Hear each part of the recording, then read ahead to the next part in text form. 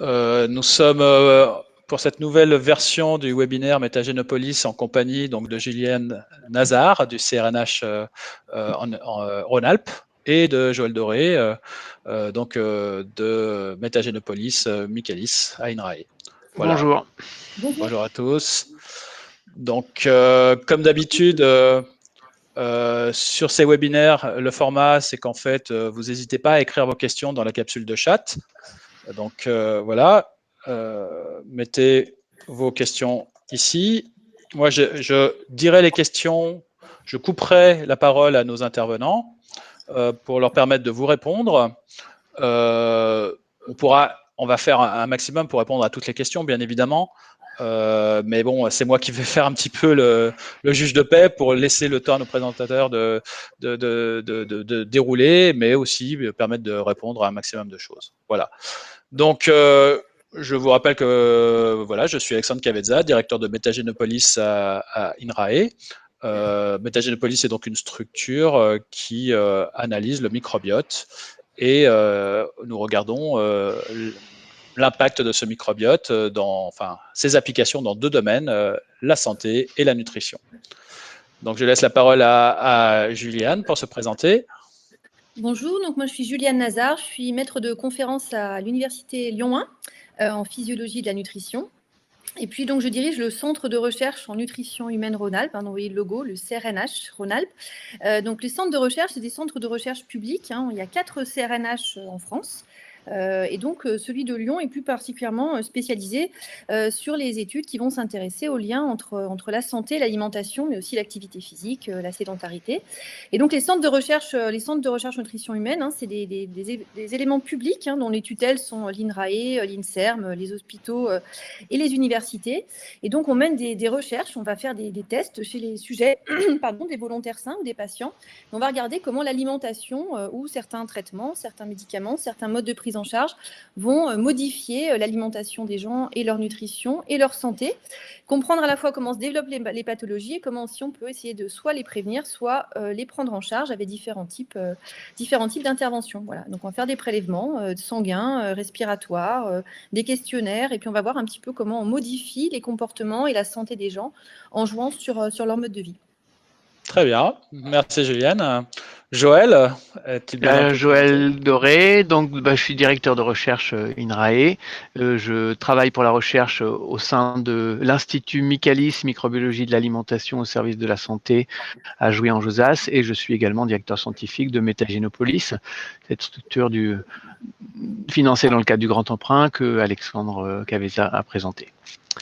Alors, merci beaucoup. Juste un petit mot avant de commencer. Donc, pour ceux qui ont l'habitude de nous suivre, vous pouvez retrouver tous nos replays à www.mgps.eu, et vous remarquerez que nos précédents webinaires étaient en fait très axés, bien sûr, sur le microbiote et ses applications ou les technologies que nous employons au sein de Métagénopolis. Et là, pour la première fois, on a voulu vous montrer un exemple concret de comment on peut transformer finalement toute cette connaissance et cette science que l'on fait à Métagénopolis en produits justement, et là en produits même grand public, puisque c'est un pain qui a été fait dans le cadre d'une collaboration avec la société Bridor. Donc je vais laisser la parole à Joël et Juliane pour vous montrer un peu cette belle aventure et voir comment on en est arrivé à transformer notre connaissance du microbiote en un produit fini. À vous les studios. Je vais commencer, merci Alexandre, par une présentation assez générale sur le microbiote intestinal en quelques diapositives, et ce sera vraisemblablement des rappels assez évidents pour la plupart d'entre vous. Le microbiote intestinal, donc une multitude de micro-organismes pour prendre soin de nous, avec cette vision qu'aujourd'hui que ça apporte énormément de fonctionnalités potentiellement bénéfiques. Donc c'est microbiote des micro-organismes vivants en communauté complexe, constitués principalement de bactéries, mais avec aussi un grand nombre de microbes assez diverses finalement. Et puis, je vais parler de leurs fonctions. Donc, c'est pour chaque individu 50 000 milliards de bactéries, si on s'intéresse qu'aux bactéries. Comme je le disais, il y a d'autres choses aussi. Autant en nombre que de cellules humaines dans le corps humain. Et puis, on sait aujourd'hui, notamment à Métagénopolis, compter les gènes, et ça représente 600 000 gènes microbiens par individu. Donc, c'est 25 fois en taille la taille du génome humain, en fait. Chaque individu porte un microbiote qui d'une certaine façon lui est propre. Quand on analyse avec nos outils, on a effectivement une photographie qui nous dit que le microbiote est un petit peu comme une empreinte digitale finalement, et on partage entre nous un petit noyau d'espèces bactériennes notamment qui sont assez conservées entre individus, mais on est principalement différents les uns des autres par les gènes, par les espèces, par l'écologie du microbiote intestinal. Et le microbiote joue des rôles majeurs en fait en termes de fonction, en interaction à 3 niveaux, en interaction avec l'aliment, en interaction entre les microbes eux-mêmes et notamment avec les microbes qui viennent de l'environnement à travers l'alimentation ou l'environnement général, et puis en interaction avec les cellules humaines, les tissus et l'organisme humain au sens large en fait. Et donc le microbiote va participer à la digestion, notamment de ce que nous n'assimilons pas, puisque le microbiote est principalement dense et diversifié au niveau du côlon, et donc tout ce qui passe jusqu'au côlon intact va être pris en charge par les microbes. C'est le cas des fibres et des polyphénols, notamment d'origine végétale, et puis va produire des acides gras chaîne courte, des petites molécules qui sont utiles à nos cellules comme source d'énergie ou comme régulateur finalement, et puis également certaines vitamines qui sont produites spécifiquement par nos microbes. Il va y avoir toute cette interaction avec les microbes de l'environnement, comme je l'évoquais, avec une fonction qu'on appelle la fonction de barrière, ou qui nous protège contre la prolifération des microbes de l'environnement, et puis l'interaction avec les cellules de l'organisme humain, notamment le système immunitaire. Donc là, c'est vraiment un volet très impactant, mais aussi la promotion du développement, du renouvellement des tissus.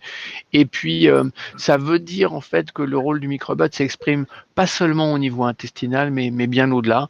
Et on parle aujourd'hui d'axe intestin-cerveau, par exemple, pour la relation que le microbiote peut avoir avec le cerveau.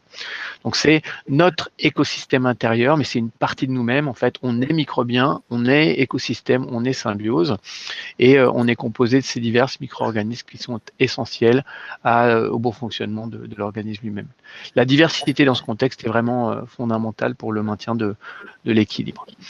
Voilà, encore quelques petits éléments généraux. Alors, on ne naît pas d'un environnement microbien, donc on devient microbien. À partir du moment même de la naissance, on rencontre ce monde microbien et on va en même temps maturer le microbiote intestinal et les défenses naturelles. Et ça va conduire à une situation assez unique de symbiose où le microbiote est reconnu par notre système immunitaire comme une composante du soi, au sens de l'immunité, comme n'importe quel tissu ou organe de l'organisme. Depuis notre naissance, on vit en symbiose, avec une relation gagnant-gagnant finalement avec les micro-organismes dominants qui nous gardent en bonne santé, qui nous fournissent des nutriments en fait pour nos cellules et nos organes. La prévention de cette symbiose homme-microbiote est essentielle au maintien de l'équilibre physique et mental, au maintien de la santé et du bien-être de l'individu.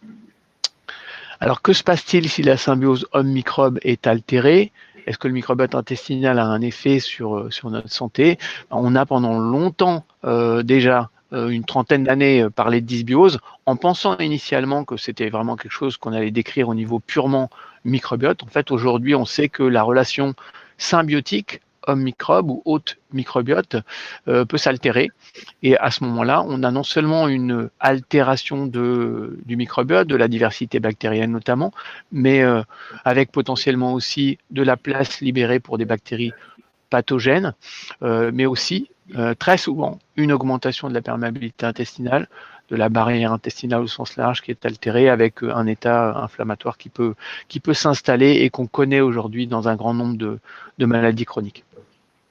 Voilà, une dernière slide un peu générale pour vous dire qu'on a travaillé sur l'altération de la symbiose homme-microbe dans un grand nombre de contextes. En fait, on a décrit au début l'altération du microbiote intestinal dans toutes ces maladies qui ont trait au système nerveux central, à la sphère gastro-intestinale et hépatique, au métabolisme et puis à l'immunité au sens large, en fait, en décrivant l'altération du microbiote d'abord, et puis aujourd'hui, finalement, une altération qui, comme je le disais, concerne le microbiote, mais aussi la perméabilité intestinale, l'inflammation, le stress oxydatif lié à l'inflammation quand celle-ci s'installe, et on voit bien comment on peut aboutir à des causalités circulaires, des éléments qui vont s'auto-entretenir les uns les autres dans des altérations qui peuvent être potentiellement typiques de ces grandes maladies de société moderne qui sont en augmentation depuis une soixantaine d'années maintenant, de façon apparemment incontrôlée. Voilà, je vais laisser la parole à Juliane pour enchaîner.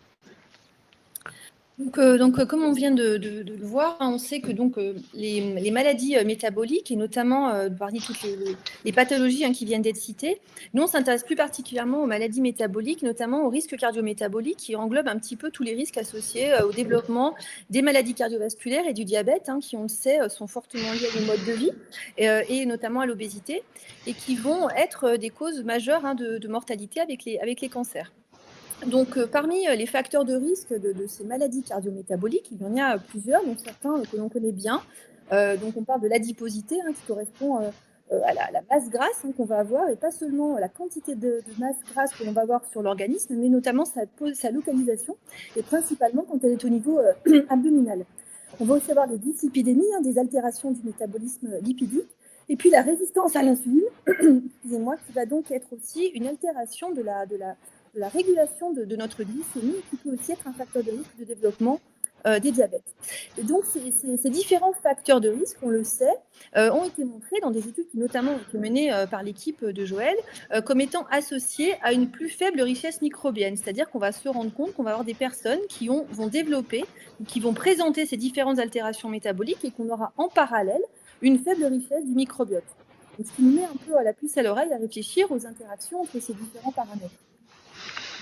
Donc, la question qu'on s'est posée dans le cadre de ce protocole et de ce projet qu'on a monté, on va dire en tripartite, à la fois avec donc l'équipe de Joël Doré, nos aspects plus nous, nutrition, et puis aussi un industriel qui s'intéressait principalement plus à la qualité de l'alimentation, notamment ici des céréales, des fibres et du pain. On a voulu regarder un petit peu comment on pouvait interroger un petit peu ces questions-là.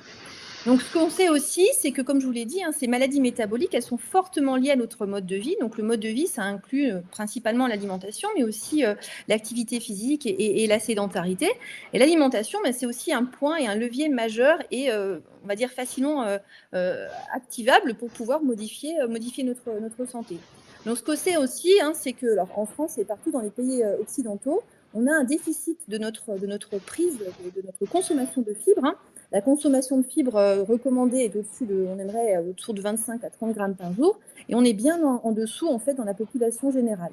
Donc, il y a un intérêt fort en termes de santé publique à augmenter dans la population générale la quantité de fibres qui va être consommée.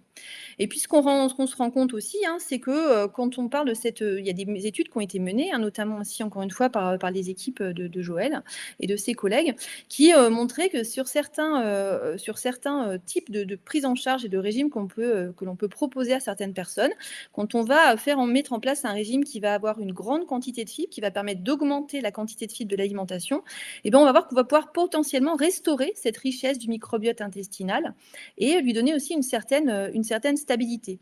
Donc, ça montre bien, en fait, l'importance de la quantité, mais là, potentiellement aussi de la diversité de ces fibres, de se dire, est-ce que si on augmente la quantité, la diversité de fibres de l'alimentation chez des personnes, on va pouvoir aider à rétablir ou en tout cas améliorer cette richesse qui, on l'a vu, est associée à un profil métabolique et de santé qui est plutôt bénéfique.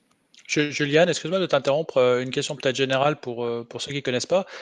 Peux-tu définir ce qu'on appelle une fibre, en fait?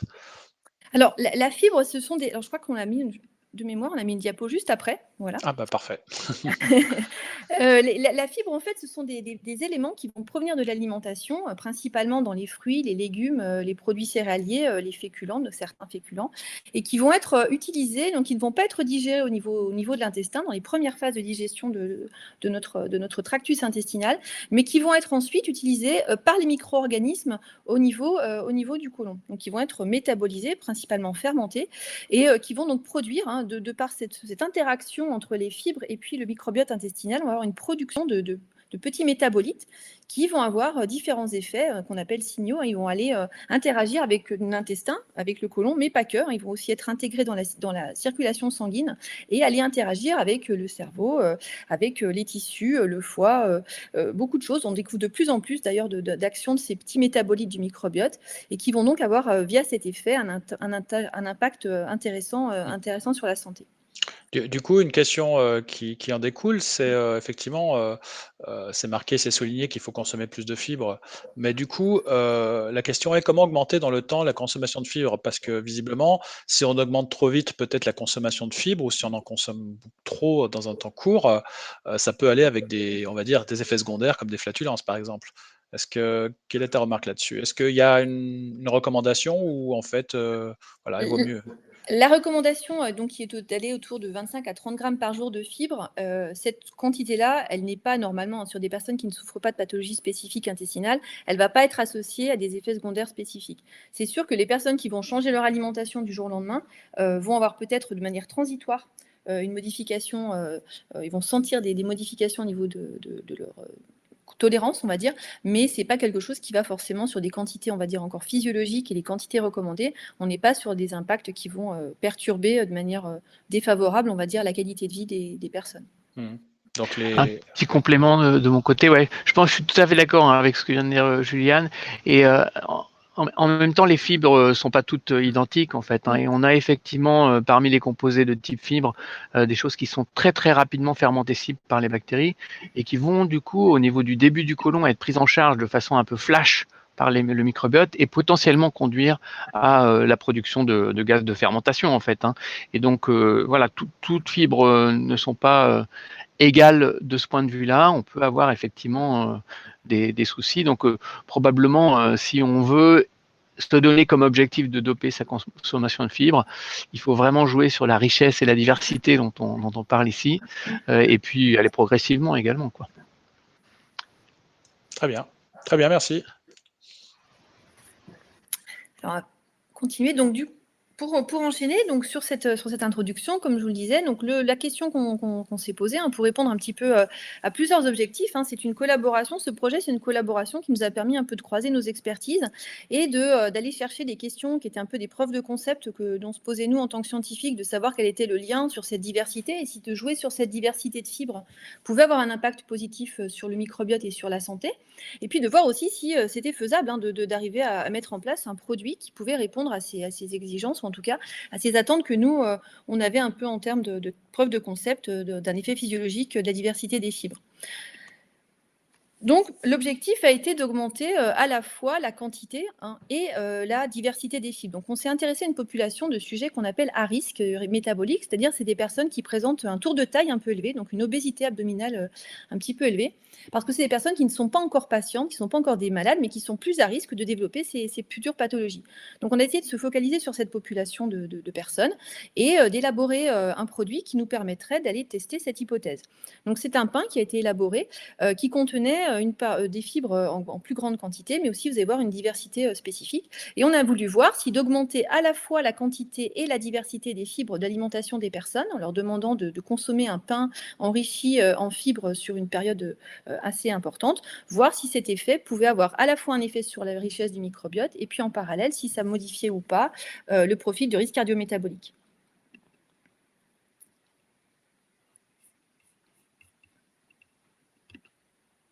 Voilà.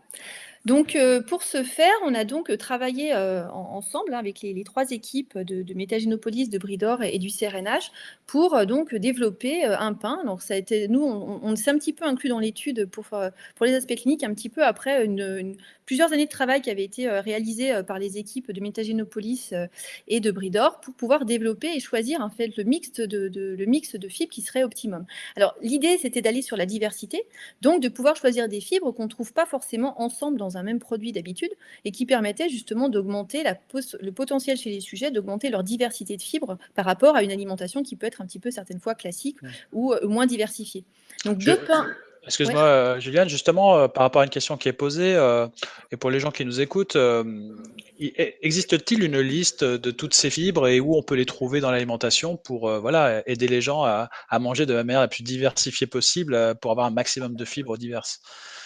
Alors c'est une très bonne question, c'est une question compliquée. Nous, on fait partie aussi d'un projet européen qui a justement travaillé et s'est développé un espèce de répertoire de toute la composition en fibres des différents produits. C'est quelque chose qui est assez compliqué parce qu'il y a plusieurs méthodes déjà pour quantifier les fibres, les typologies de fibres, solubles, insolubles, les oligosaccharides. C'est assez compliqué en fait à réaliser.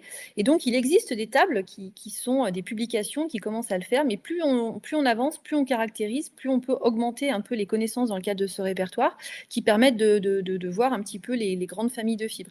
Mais c'est quelque chose qu'il n'y a pas une table officielle aujourd'hui existante et validée pour tous les produits, toutes les fibres. Donc le secret, c'est de manger aussi varié que possible son Voilà. alimentation. Voilà, différents fruits, différents légumes, différentes noix, etc.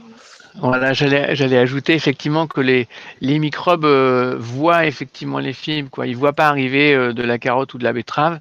Par contre, ils voient arriver des molécules qui sont des molécules complexes que les enzymes humaines ne savent pas traiter, donc du coup elles arrivent intactes au niveau du côlon, comme on l'évoquait.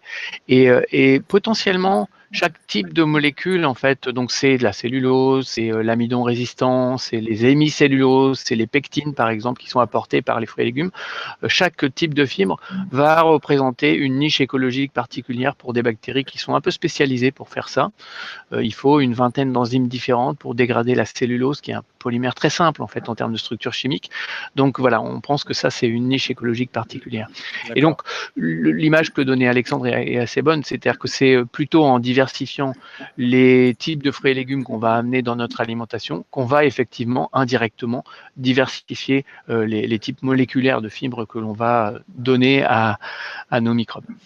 Et justement, la question qui est posée aussi, c'est puisqu'il n'existe rien, on va dire, de compilé pour l'instant, comment avez-vous fait pour sélectionner les fibres, justement, les sources de fibres c'est de la spéléologie dans la littérature, c'est des connaissances propres On est parti sur le concept que j'évoquais à l'instant, c'est-à-dire qu'on s'est dit, bah voilà, il faut qu'on arrive dans un pain qui est un aliment courant à apporter des structures moléculaires très variées, et donc on a choisi volontairement d'aller au-delà de ce qui apporte normalement des fibres dans le pain, qui est les céréales, et on a apporté des fibres qui viennent de gomme, par exemple, ou qui viennent de pectine, de citrus, donc c'est assez inhabituel dans le pain, effectivement, mais voilà, on a sourcé de façon assez large par rapport à ce qu'il y a habituellement dans un pain, et ça a permis d'augmenter les quantités, comme on va le voir, et la diversité.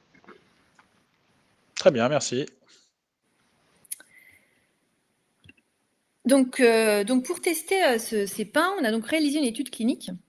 Alors, une étude clinique, c'est donc, je vous l'ai dit, c'est des personnes qui étaient considérées comme à risque, à qui on a demandé de consommer pendant 2 mois le pain fibre. Alors, on a fait une étude qui s'appelle en crossover. Alors, pour ceux qui ne connaissent pas ce principe, l'objectif, c'est que vraiment chaque personne soit son propre témoin. C'est-à-dire qu'on va demander au sujet de consommer pendant 2 mois le pain fibre. Et puis après, de consommer on fait un wash-out, ce qu'on appelle une période où on va demander à la personne de revenir à son alimentation habituelle pour la ramener à des conditions basales. Et puis on va lui redemander après, dans un deuxième temps, de consommer de nouveau pendant 2 mois, cette fois-ci, le pain contrôle. Ou inverse, vice-versa. Certaines personnes vont commencer par le pain contrôle, et puis ensuite consommeront le pain fibre. Donc ça nous permet de faire une étude sur 2 mois qui permet de voir si on peut justement modifier ce microbiote et voir les effets en parallèle sur le profil métabolique. Donc les personnes, donc il y a 40 personnes qui ont été sélectionnées, des hommes et des femmes, qui sont donc venus au centre de recherche, et puis on leur a fourni, le pain était fourni, ils avaient du pain qui était livré tous les jours, et puis ils avaient des quantités précises à consommer, et donc on surveillait et on les faisait venir à la fin, au début et à la fin de chaque bras, pour justement faire des prélèvements sanguins, des prélèvements de sel pour tester le microbiote, et puis toute une série de questionnaires qui nous permettaient aussi de voir comment se positionnait, comment ça se passait au niveau de l'étude. Est-ce que ça veut dire que 8 semaines, c'est le temps nécessaire qu'il faut au microbiote d'être impacté par son alimentation? C'est comme ça que ça a conditionné la durée de l'étude, ou ce sont des temps classiques Alors, on essaie de faire un petit peu, moi je vais répondre un peu pour moi, je pense que Joël complétera. Il y a plusieurs choses à prendre en compte dans une durée d'étude clinique de ce type-là. Il faut prendre en compte en effet l'effet, le temps qu'on espère ou qu'on pense minimum pour que l'intervention qu'on va mener puisse avoir un effet sur le critère. Là, le critère principal étant la richesse du microbiote. On a aussi d'autres critères en parallèle qui étaient des critères métaboliques. Donc, on espère avoir un temps suffisant pour impacter ces critères-là. Il faut un temps aussi qui soit suffisamment intéressant et pas trop long pour pas que les sujets, forcément, certaines fois, se lassent. On ne sait pas, les interventions peuvent être un peu longues certaines fois et avoir des personnes qui vont bien rester dans l'étude. On a aussi des fois un effet saison, parce que si on fait une étude qui peut des fois être trop longue, on va se retrouver avec des personnes qui vont avoir périodes de saisons différentes. Donc, on va avoir à prendre en compte cet impact de la différence des saisons dans l'étude. Et puis après, il y a aussi donc, la durée totale. Pour que l'étude puisse être faite dans des temps qui soient aussi intéressants, à la fois pour nous, pour répondre à nos questions, et puis aussi pour le développement d'un produit, comme c'était le cas aussi. On avait aussi pas une contrainte, mais aussi des réflexions communes aussi sur le timing de cette étude. D'accord. On a d'autres résultats acquis par des travaux avec l'hôpital Pitié-Salpêtrière à Paris, le service de nutrition autour de Karine Clément, qui avait montré que en 6 semaines, en fait, on a déjà des observations assez importantes avec une cinétique d'évolution du microbiote. Et puis, il y a des données dans la littérature qui montrent que si on s'intéresse que au microbiote, on a déjà des effets au bout de 2 jours. Donc, on sait que les choses peuvent bouger très, très vite. Mais là, ce qu'on veut voir, c'est la conjonction entre l'évolution potentielle du microbiote et celle des paramètres de la physiologie, on va dire, et impacter la dyslipidémie ou la résistance à l'insuline, il faut potentiellement plus de temps. Donc, on s'est donné cette durée de temps qui nous semblait être assez logique pour, en plus, une démarche d'intervention avec un aliment courant. Donc, c'est pas en soi un problème de s'imposer une durée assez longue pour un aliment assez standard. Mais par votre réflexion, c'est quoi le temps minimal qu'il faudrait, enfin, l'impact de l'alimentation sur son microbiote, à partir de combien de temps on peut commencer à avoir un début d'effet sur son microbiote? C'est au bout de quelques jours, de quelques semaines? Sur le microbiote, en fait, les travaux qui ont analysé ça spécifiquement montrent que dès 24 à 48 heures, donc dès 1 à 2 jours, on a des effets sur notamment les fonctions exprimées par les microbes, même si on n'a pas une modulation de la composition qui est aussi rapide que ça. Donc, on sait que ça peut aller très vite sur le microbiote sensu stricto. Très bien, merci. Donc après, tout va dépendre de la question. Est-ce qu'on a envie de regarder? Et donc là, c'est vrai que c'était un consensus entre nos questions scientifiques, à la fois microbiote et nutrition métabolique, et de voir quel était le timing qui permettait de répondre au maximum aux deux questions. Donc après, une étude, une durée, une organisation, un design. Très bien. Je vais te laisser dérouler, je te poserai d'autres questions ensuite. Donc, on vous l'a dit, on a choisi des personnes qui présentaient un risque cardio-métabolique, donc avec donc un tour de taille un petit peu élevé. Il y a des valeurs de tour de taille qui permettent de définir des personnes qui sont plus ou moins à risque. Et puis, comme on voulait cibler vraiment cette modification et cette amélioration de la quantité, la qualité et la diversité des fibres, on a choisi aussi des personnes qui avaient une consommation de fibres plutôt faible et de sources plutôt faibles aussi. Alors, malheureusement, c'était pas très difficile forcément à trouver des gens qui mangent pas beaucoup de fibres, parce que comme je vous le disais, en France, on est plutôt, la population générale est en dessous des recommandations. Donc on a réussi à sélectionner une population, vous voyez, qui était 95% dyslipidémique, hein, donc il y avait même plus que potentiellement des taux de cholestérol qui étaient altérés, un petit peu au-dessus de la moyenne, ou de triglycérides. Et puis, on était assez contents parce qu'on s'est rendu compte qu'en comparant la richesse en espèces du microbienne, du microbiote de ces personnes avant de commencer l'étude, ces personnes, en les comparant à une population de référence qui était dans la database, dans les données de Metagénopolis, la population qu'on avait sélectionnée sur des critères extrêmement simples, hein, qui était juste un tour de taille élevé et puis une consommation de fibres faible, elle présentait une richesse qui, même si elle était dans la gamme des sujets sains, était plutôt vers des volontaires qui avaient une richesse un petit peu réduite de leur microbiote, donc qui correspondait bien à la population qu'on ciblait, hein. L'objectif, c'était, étant, on vous le rappelle, d'améliorer ou de remettre un petit peu à un meilleur niveau cette richesse du microbiote. Donc ensuite, les personnes sont venues au centre de recherche. Donc, comme je vous l'ai expliqué, elles viennent au début, elles viennent à la fin. Elles passent une journée avec nous au centre de recherche.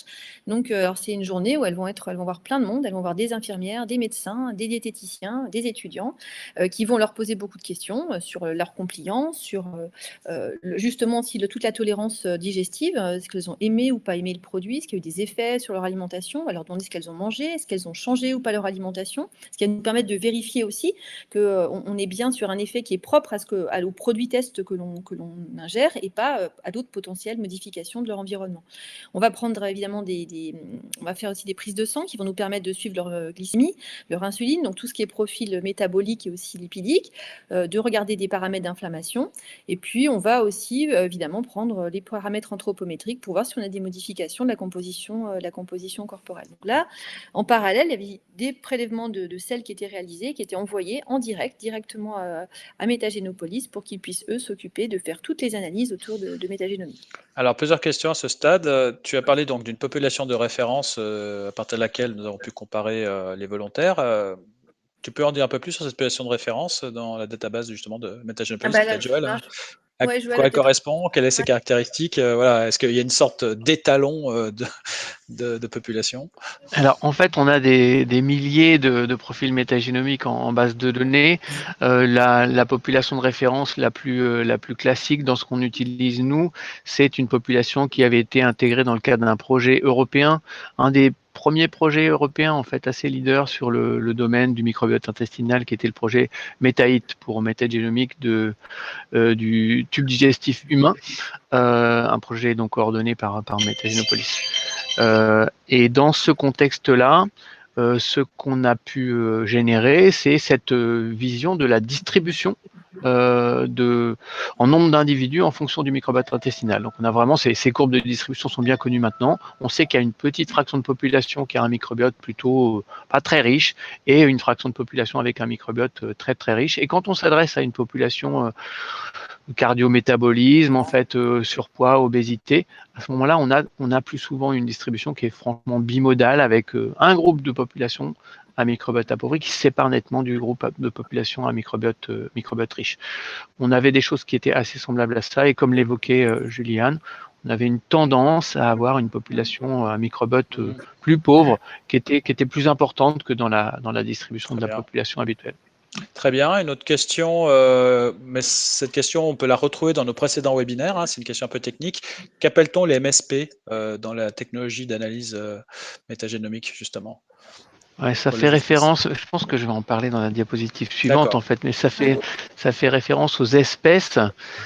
Et donc, la façon dont on regarde le microbiote aujourd'hui, ce qui est évoqué à gauche dans ces diapositives, c'est qu'on va faire du séquençage massif. Comme on séquence le génome humain, on peut séquencer le génome de tous les microbes qui sont présents en dominance dans l'intestin à partir d'une selle en fait. Hein. Et quand on fait ça, on identifie les gènes présents, leur abondance relative, et ce que l'on a appris à faire, c'est reconstruire à partir des gènes les ensembles de gènes qui appartiennent au même génome bactérien ou microbien. Et donc, on va décrire des espèces métagénomiques sur la base de cette reconstruction de gènes appartenant au même génome. Et pour ces espèces-là, on va avoir une idée de la proportion relative dans l'ensemble, dans la diversité d'espèces qui caractérise l'individu. D'accord.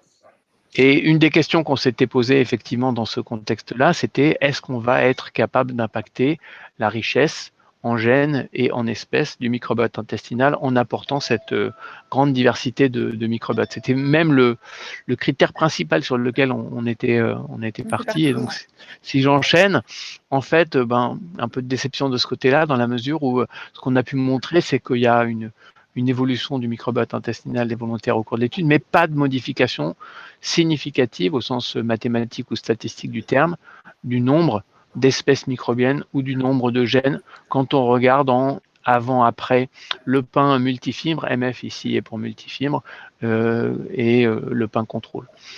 On a des petites tendances, mais vraiment pas de choses significatives du tout sur ce paramètre-là. Et malgré tout, on est allé regarder beaucoup plus en détail. Comme je le disais, on est capable d'identifier donc les gènes, puis les génomes et donc les espèces bactériennes. Et on a pu montrer à travers ça, sous la forme de ce qu'on représente ici, c'est un code barre en fait, où chaque ligne correspond à un ensemble de gènes d'une espèce bactérienne particulière. La première, c'est Bacteroides vulgatus avec un V qui devrait être minuscule ici. Et finalement, on a des couleurs. Quand on est vers le rouge, les couleurs les plus chaudes, on est sur des fortes proportions. Et puis, quand on est sur plutôt des jaunes et des verts, on a des proportions beaucoup plus faibles. Et donc, on a montré qu'il y avait des diminutions pour l'espèce Bacteroides vulgatus, qui est une espèce qui est connue comme plutôt pro-inflammatoire, en fait. Donc, on peut être content de cette observation-là si on veut se dire, voilà, ça va impacter. Et puis, plutôt des augmentations d'autres espèces comme Parabacteroides dystazonis, Fusicatenibacter sacchariborans. Là, on a plein de noms barbares, évidemment, qui vont sortir. Les clostridiales, c'est des grammes positifs de l'intestin en général. une augmentation de bactéries qui sont potentiellement impliquées dans la dégradation des fibres, et puis productrices des petites molécules dont on parlait tout à l'heure, et notamment le butyrate, qui est une molécule intéressante parce qu'elle va plutôt apaiser les conditions inflammatoires, donc elle est plutôt anti-inflammatoire. Aucun effet de la prise du pain contrôle en termes de modulation des espèces du microbiote intestinal. Donc, modification de l'abondance de certaines espèces, intéressantes parce qu'elles elles correspondent à potentiellement des effets bénéfiques, et pas d'effet pour le pain contrôle dans ce contexte-là. Alors, avant d'entamer les résultats, j'avais quelques questions. À partir de quel seuil on considère que le microbiote est diversifié ou pauvre? Est-ce qu'on est capable de répondre à cette question? On a des mesures un petit peu formelles, j'ai envie de dire, quoi, du nombre d'espèces ou du nombre de gènes. Les gènes, j'évoquais en moyenne 600 000 gènes. En fait, ça s'étale d'un individu à l'autre entre 200 000 et plus d'1 million probablement. Et quand on sépare les individus qu'on va considérer à microbiote riche et les individus à microbiote pauvre, on peut effectivement proposer des seuils qui sont de l'ordre de 450 000 à 500 000 gènes pour faire un petit peu le passage entre microbiote pauvre et microbiote riche. Donc ça, on sait faire à partir des distributions qu'on a pu observer. Et pour les espèces, voilà, un microbiote moyen d'individus en bonne santé, c'est en moyenne 300 espèces dans la dominance au niveau des bactéries. Ça varie quand même aussi beaucoup d'un individu à l'autre, et on va pouvoir sur cette base-là regarder la distribution et définir des seuils au-dessous desquels on va considérer que c'est appauvri.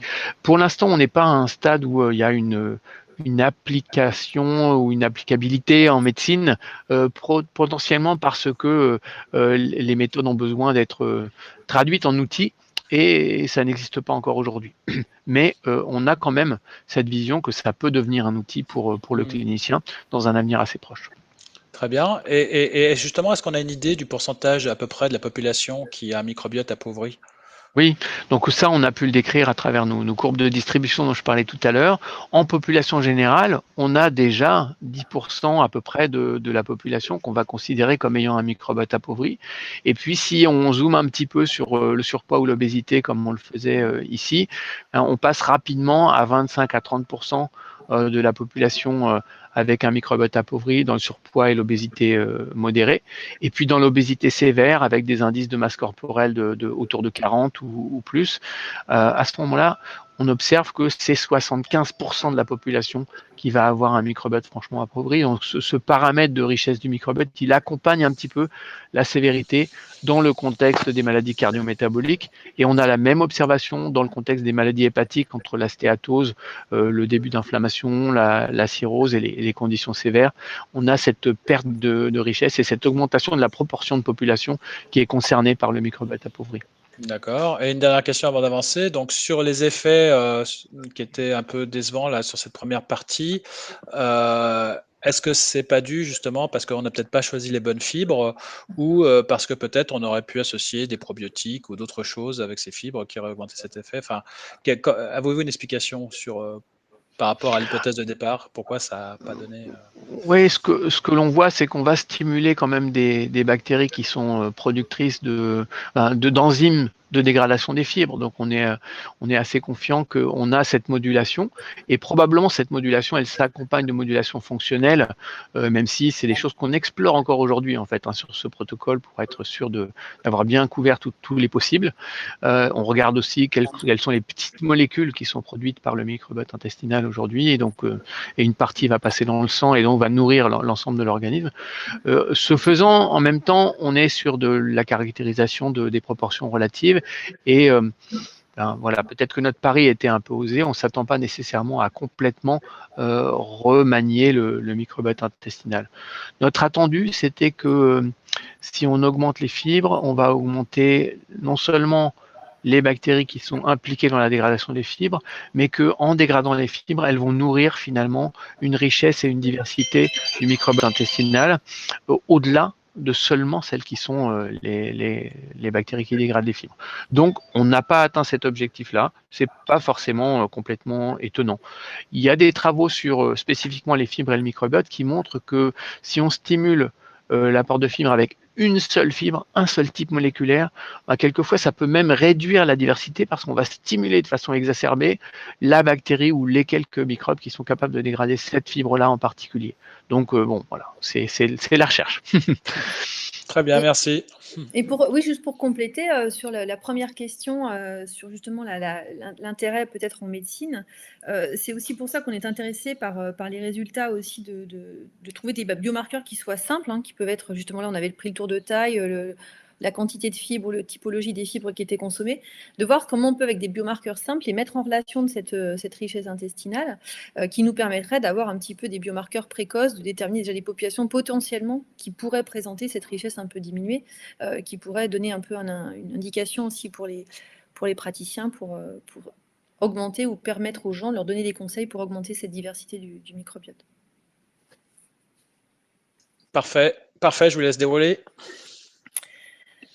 Alors, donc, comme on vient de vous le dire, donc on était un petit peu déçus au démarrage parce qu'on a sur notre critère principal, on n'avait pas l'effet attendu. Alors après, le critère principal dans une étude clinique, il en faut un, c'était celui qu'on avait choisi, cette richesse du microbiote. Mais comme l'a expliqué Joël, c'est pas parce que la richesse n'a pas bougé qu'on n'a pas donc ces modifications de composition et surtout de fonctionnalité du microbiote qui peuvent être aussi des points tout à fait pertinents. Comme je vous le disais au démarrage, cette interaction entre les fibres et le microbiote va permettre de produire différents métabolites qui, on le sait, sont en lien avec ensuite les grandes voies de régulation de la glycémie, de la lipémie, du cholestérol. Et donc, c'est là aussi qui nous intéressait. Donc là, on était quand même du coup très contents. C'est que quand on s'est intéressé aux paramètres métaboliques, on a observé différents paramètres, le poids, la taille, la masse grasse. Donc ça, il n'y avait pas de modification, mais ce qui n'était pas forcément étonnant sur une période assez courte et chez des sujets à qui on n'a pas modifié l'alimentation autre que par cette consommation de fibres. On leur a demandé de ne pas modifier leur consommation alimentaire. Et donc, on s'est rendu compte qu'on avait quand même une amélioration des profils lipémiques. Et comme vous pouvez le voir, après la consommation de fibres, on avait une réduction significative des taux de cholestérol, à la fois du cholestérol total et aussi du cholestérol LDL, qui est plutôt, on va dire, le mauvais cholestérol. Donc, on améliorait de manière significative sur cette population qui était à la base un petit peu dyslipidémique. Et vous voyez qu'en parallèle, on avait une petite augmentation faible de ces paramètres lipidiques quand on était avec du pain blanc classique. Et aussi, deuxième paramètre qui nous intéressait, la sensibilité à l'insuline. Donc, on a regardé la concentration d'insuline en basal chez ces personnes. Et puis aussi, on a regardé le HOMA, qui est un indice de sécrétion d'insuline en réponse au glucose, qui est un peu un indice de la résistance à l'insuline, et qui va nous donner justement aussi une indication sur le potentiel risque chez ces personnes de développer un diabète. Et on voit que chez cette population, on avait une augmentation très significative, de 18 à quasiment 21% de l'amélioration des paramètres d'insulinosensibilité chez nos sujets suite à l'ingestion du pain fibre. Donc il n'y avait pas de modification sur les paramètres inflammatoires ou sur les autres paramètres étudiés, mais sur ces deux paramètres clés, on l'a vu, qui sont quand même des paramètres clés du développement du syndrome métabolique, des maladies cardiovasculaires et du diabète, on avait donc des résultats très intéressants. Donc ce qui nous a fait quand même penser de se dire que si on avait ces résultats-là, comme on sait que les métabolites du microbiote ont des impacts sur ces voies métaboliques-là, on avait potentiellement quelque chose qui bougeait quand même de manière très significative dans notre étude, même si ce n'était pas forcément la diversité qui était le meilleur marqueur intégratif de tous les effets bénéfiques qu'on avait pu observer. Donc aujourd'hui, sur cette étude, on a pu donc montrer qu'on n'avait pas d'effet sur la richesse en tant que telle du microbiote par cette modification alimentaire, donc cette augmentation à la fois de la quantité et de la diversité des fibres. Juste pour rappeler que le fait de consommer ce pain permettait de ramener cette population à une consommation qui était dans le range des recommandations officielles de consommation de fibres. Donc ils atteignent les recommandations en termes de quantité et on a aussi augmenté de manière significative leur diversité. On a donc une modification de l'abondance relative de certaines espèces qui nous paraissent en plus, comme Joël vous l'a dit, intéressantes en termes de ce qui est publié aujourd'hui sur ces bactéries en lien avec leur intérêt métabolique. Et puis donc l'amélioration du profil lipidique et la sensibilité à l'insuline. Alors ce qu'on veut creuser un petit peu nous maintenant et essayer de comprendre justement, au-delà de cette richesse qui n'a a priori pas été significativement impactée, quels sont les liens en fait mécanistiques que l'on pourrait mettre en évidence entre les espèces qui ont été modifiées et puis les paramètres cardiométaboliques en étudiant justement les fonctionnalités du microbiote, en allant regarder si les différentes classes de bactéries ont été impactées dans leur fonctionnement, si ce n'est dans leur quantité ou dans leur abondance. Certaines ont peut-être été impactées dans leur fonctionnement et dans la production des métabolites qu'elles vont réaliser. Et donc, faire des analyses de métabolomique, on va aller regarder un petit peu toutes les petites molécules qui sont produites par ce microbiote, qui sont par exemple les acides biliaires, les acides gras à chaîne courte, certains acides aminés, qui, on le sait, sont des paramètres importants et des biomarqueurs, notamment du métabolisme plutôt cardiométabolique. Du profil cardiométabolique. Voilà, donc, et l'autre intérêt que l'on voit dans cette étude aussi, on s'est rendu compte, là on a présenté les résultats globaux sur 40 sujets, mais on s'est rendu compte qu'il y avait des sujets qui répondaient plus ou moins bien, certaines personnes qui bénéficiaient plus de ces interventions et d'autres moins. Et donc notre objectif aussi, c'est d'essayer d'aller comprendre via l'analyse de tous ces paramètres, à la fois du profil microbien, mais aussi des profils en métabolomique, d'essayer de comprendre pourquoi certaines personnes ont mieux répondu que d'autres et seraient donc plus à même de bénéficier de cette intervention. Soit sur leurs paramètres cardiométaboliques basales, peut-être aussi sur des paramètres qui seront plus en lien avec leur composition microbienne, pour essayer de voir un petit peu comment on peut identifier des personnes plus ou moins répondeurs à certains types d'interventions. Là, c'est une intervention sur des fibres, mais nous, ça nous intéresse plus globalement dans un cadre de réflexion de nutrition personnalisée, comment on peut identifier les personnes à même de bénéficier des interventions qu'on peut mettre en place.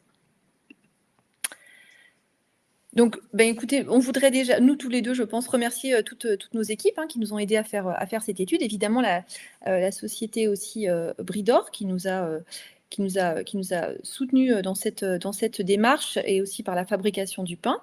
Le pain qui a été étudié dans cette étude a été l'origine d'un prix de l'innovation par salon du CIRA, et puis remercier Harry Malala Rainivo, qui est l'étudiante en thèse sur ce protocole et qui a beaucoup travaillé sur les résultats que vous avez pu voir aujourd'hui avec les équipes de Métagénopolis.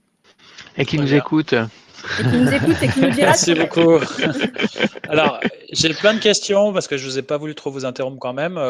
Bon, déjà, on vient de parler de l'amibiote, donc on nous demande où trouve-t-on ce pain Est-ce qu'il est en vente Il est en vente, en fait. Il a été initialement proposé chez, que je dise pas de bêtises. Monoprix, non Non, c'est Super U, je crois, et Monoprix, voilà. Ouais, tout à fait. Et au-delà, je sais qu'il y a effectivement une ouverture vers l'Italie et peut-être l'Espagne, en fait, qui est en cours en ce moment. J'avais vu passer quelques questions. Il y avait cette question sur l'association fibres et probiotiques sur laquelle je voulais revenir, si c'est possible. En fait, c'est une vraie question, enfin très intéressante parce qu'au niveau conceptuel, en fait, comme je l'évoquais au début avec le cercle vicieux que j'ai présenté, on se dit que ce serait certainement intéressant dans le contexte des maladies chroniques actuelles ou du risque de maladies chroniques actuelles de travailler sur les leviers microbiotes, mais aussi sur les leviers perméabilité, inflammation et stress oxydant.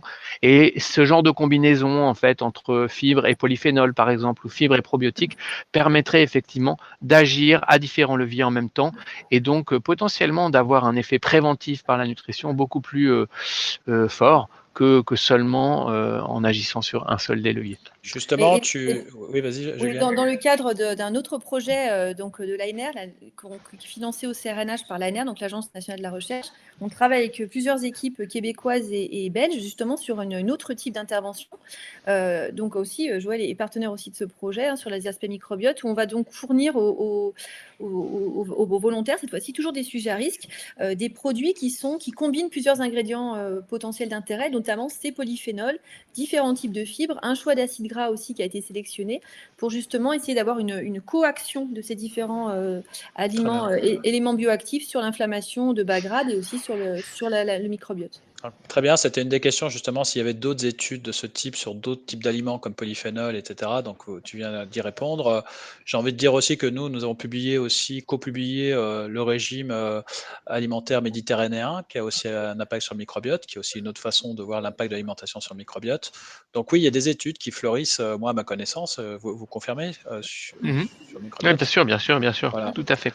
Et sur les aspects symbiotiques, prébiotiques, probiotiques, il y a aussi beaucoup de choses et on s'intéresse quand les gens s'intéressent aussi au levain, notamment ou à d'autres produits fermentés type les fromages, par exemple. Tous ces produits fermentés vont en effet avoir ce potentiel avantage d'avoir à la fois des probiotiques et à la fois des prébiotiques, et c'est aussi l'intérêt de cette symbiose entre les deux qui pourrait potentialiser la fabrication par le microbiote de tel ou tel métabolite qu'on a ciblé d'intérêt, comme le butyrate ou d'autres que l'on connaît, qui nous intéressent.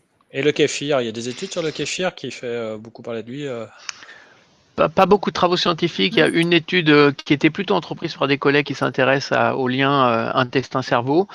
Et par extension, en fait, globalement, comme l'évoquait Juliane, les produits fermentés, l'alimentation par les produits fermentés sont intéressants. Il y a quelques souches de probiotiques, bien sûr, qui ont été bien documentées par la littérature dans le passé, mais globalement, l'apport de probiotiques ou de bactéries lactiques à travers les produits fermentés ou de levure peut être vraiment intéressant en diversité. De la même façon que ce qu'on évoque pour les fibres, en fait, c'est intéressant de le concevoir pour les micro-organismes vivants apportés par l'alimentation. La diversité compte autant, sinon plus, que la quantité, en fait. Je ne vais pas trahir de secret, mais voilà, Métagénopolis, avec d'autres partenaires, on a répondu à un appel à projet qui inclut justement tout l'impact de ces aliments fermentés sur le microbiote. Donc on espère qu'on va le remporter. Une question sur les matrices alimentaires. Voilà, quelles sont les matrices alimentaires idéales à l'enrichissement en mix fibres?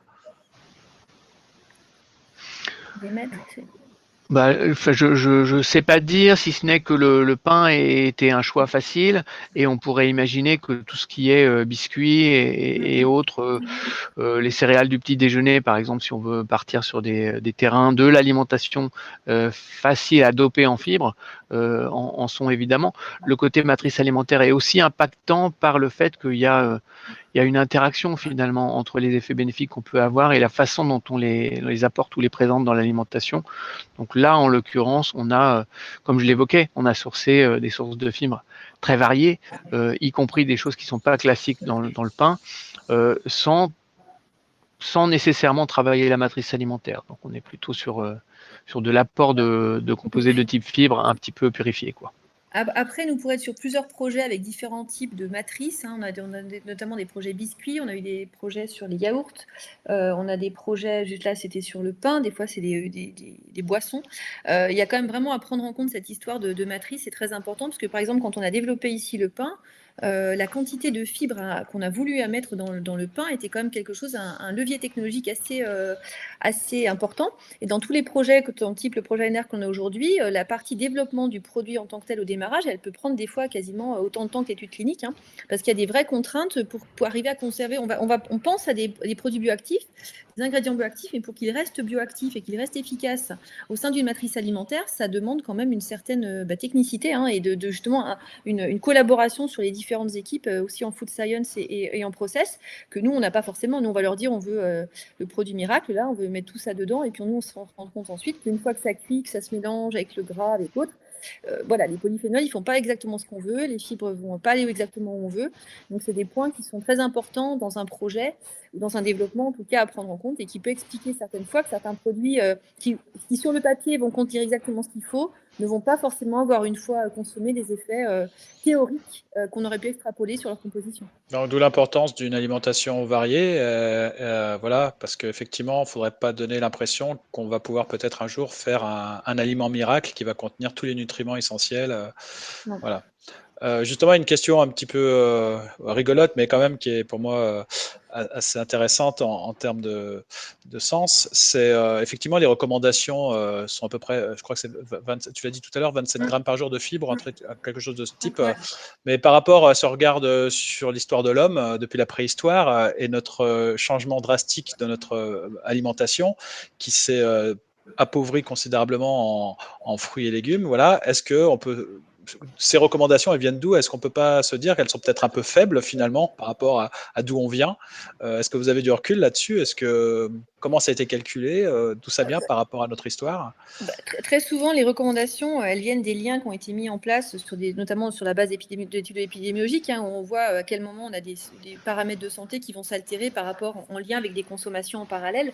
La consommation de fibres, c'est quelque chose qui est très compliqué dans le cadre du projet européen, notamment avec Nathalie Delzen. C'était une vraie question sur le groupe de travail, parce que comme je vous le disais, c'est assez, il n'y a pas vraiment de consensus. Il y a plusieurs méthodes pour doser les fibres dans les aliments.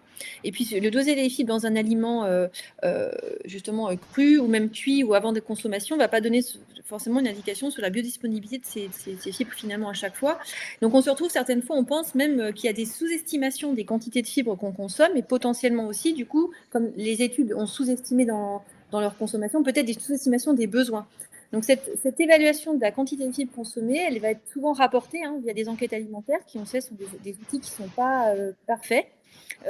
Donc, on cumule un petit peu plusieurs imperfections des outils, à la fois de la collecte, du dosage, et qui fait que c'est assez compliqué finalement d'avoir un vrai chiffre de ces quantités, et à la fois aussi de voir ce qu'on faisait avant, parce que les outils ont évolué depuis 60 ans, depuis 50 ans, 30 ans qu'on fait de la nutrition. Donc, c'est pas forcément évident de comparer. Évidemment, par rapport à encore il y a plus longtemps, les quantités étaient forcément différentes. Donc, ça va peut-être changer dans les années à venir. Ces recommandations vont peut-être Oui. évoluer au fur et à Ouais. mesure des avancées scientifiques. La recommandation de l'avocat du microbiote que je suis ici, en fait, elle est simple. Hein. C'est vrai que le PNNS dit 5 portions de fruits et légumes par jour, et on peut faire ça et en même temps être très rébarbatif au plan moléculaire en termes de fibres, en fait. Et donc, la façon simple de communiquer me semble être de proposer de plutôt viser 25 fruits et légumes différents en termes de portions par semaine, parce que ça oblige vraiment à faire cette démarche d'augmentation de la diversité, en fait. Et donc, c'est une façon d'être plus sympa pour notre microbiote, à mon avis. Et puis aussi de booster la consommation de tout ce qui est justement noix et féculents, qui ne sont pas forcément, les produits type les lentilles, les pois chiches ou tous ces produits-là qui ne sont pas forcément des produits qui sont très consommés. Quand on a regardé dans notre population la diversité des fibres et l'origine des fibres consommées par les volontaires, bon, évidemment, la plus grande quantité, c'est quand même des fruits et légumes. Et d'augmenter la diversité, c'est aussi augmenter, comme vient de dire Joël, la qualité des fruits et légumes, mais aussi ouvrir un petit peu le spectre sur d'autres produits de la consommation qui contiennent aussi des quantités de fibres intéressantes et différentes. Très bien.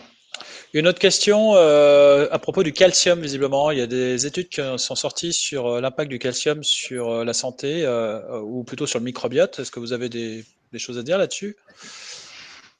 Ce que je pourrais ajouter, ce que je pourrais dire là-dessus, c'est que le microbiote peut jouer sur la biodisponibilité des minéraux, des vitamines également. Et donc, c'est plus sur ce volet-là qu'on pourrait espérer avoir des bénéfices. Hein. L'apport de certains composés qui stimulent le microbiote peuvent effectivement impacter la biodisponibilité et la fixation des minéraux. Ça a été montré pour certains prébiotiques, par exemple. Oui, aussi pour la vitamine C, il y avait aussi des choses comme ça, je crois. Bon, très bien. Une dernière question, effectivement, qui nous intéresse beaucoup, nous aussi, c'est l'absence d'allégations sur le microbiote, voilà, pour des produits de ce type, au niveau européen, du moins. Qu'est-ce qu'on fait dans ce sens? Comment on peut avancer? Voilà, parce que c'est vrai, effectivement, c'est un frein certain, hein, on avoue. Donc, je sais pas Vraiment, si. je veux bien m'aventurer sur ce terrain-là. C'est le terrain réglementaire, en fait. Hein. Et effectivement, il y avait avant des choses qui étaient décidées au niveau national, chaque pays européen décidant à sa façon, en fait. Je sais que la Finlande, par exemple, faisait intervenir des associations de consommateurs dans les boards de décision sur on accepte ou pas une allégation sur la base de ce que dit la science du moment. Et puis en 2006, tout a été confié à l'Agence européenne de santé et sécurité des aliments, l'EFSA, et il n'y a plus grand-chose en termes d'allégations, en tout cas pour ce qui concerne les probiotiques notamment depuis. C'est un petit peu triste parce que ça veut dire que c'est au consommateur de faire ses propres essais-erreurs tout seul dans son coin. Et finalement, si on se projette un petit peu dans l'avenir, ce qu'on aimerait avoir comme situation, c'est effectivement des allégations qui puissent aller jusqu'à ce que nous, on appelle microbiote friendly, c'est-à-dire l'apport nutritionnel qui effectivement stimulerait les fonctionnalités bénéfiques auxquelles le microbiote peut contribuer.